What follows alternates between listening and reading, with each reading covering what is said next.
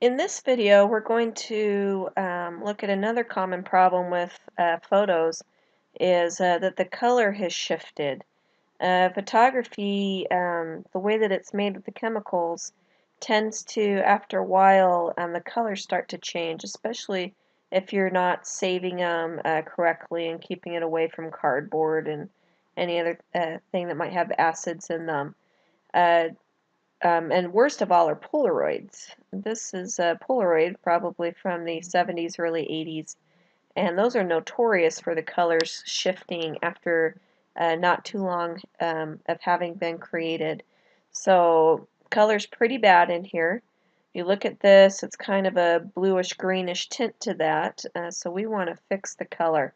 You'll also note that it's a little washed out, so we're probably going to come in and play with our levels on this also and play with some contrast here. So let's do our color first. Once again, we want to do this non-destructively, so we're going to use adjustment layers. So far, I've been accessing adjustment layers through the shortcut on the Layers palette, but we actually now have, in the last couple versions of Photoshop and the CC versions, we have an adjustments panel up here.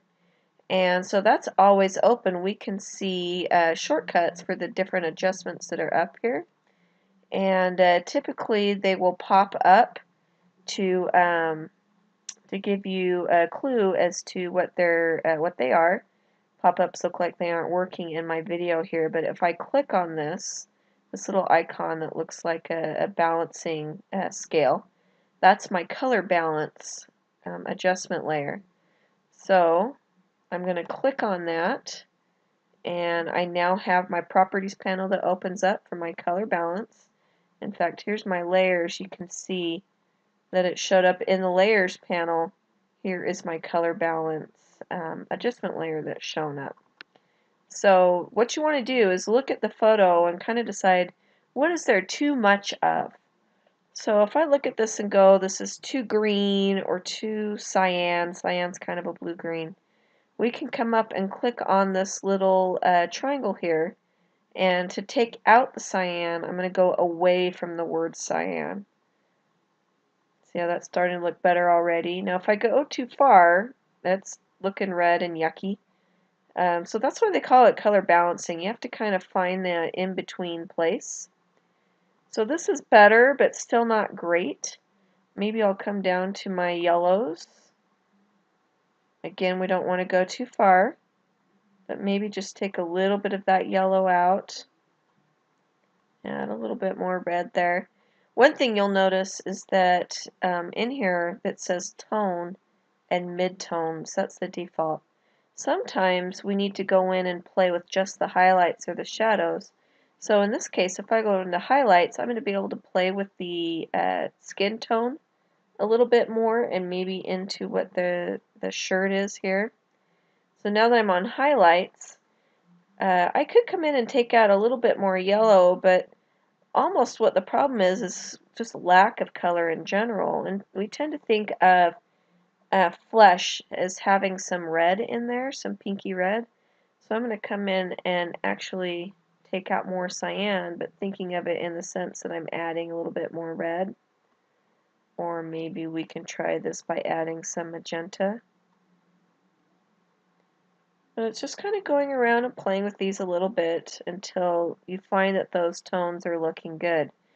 Maybe I'll come to my shadows and actually put a little bit of yellow back in just to see what I can get this suit to look like. Maybe try adding some red there.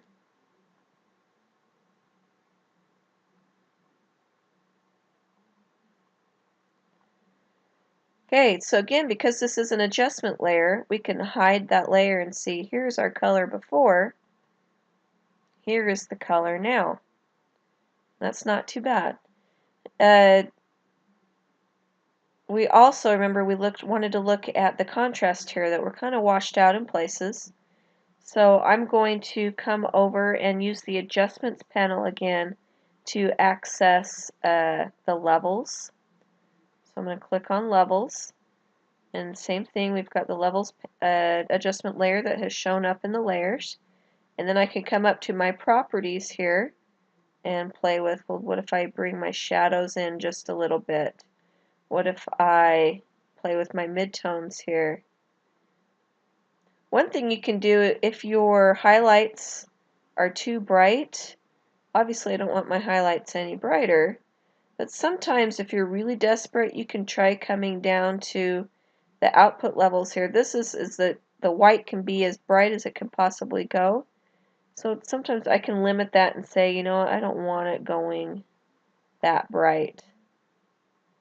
So that's another way of getting some of that stuff out of there. Okay, so now this is popping just a little bit more. Just for fun, remember every layer has opacity on it. So I've done that change in contrast, but I could look and see, well, what if I do something in between? What if I turn it off? So just something to play with to see if that's really what you wanted to do. Same thing with the color balance. We probably don't want to mess with that too much or we're going to end back green there. But just know that you can. Adjustment layers can have the opacity played with them on just like any other layer can. Right, the next problem we have here is notice that the color has bled out into the border here. We've got lots of pinks and orange, and there's some yellow down here at the bottom. Instead of taking the time to try and paint this out or what have you, probably the quickest thing to do is to just crop it. Now my crop tool, when I pulled it up, the last time I used it, it had some settings in there. I don't want this to be a 4x5. I'm just going to hit clear. And then I can adjust my crop tool to get the square of this Polaroid here.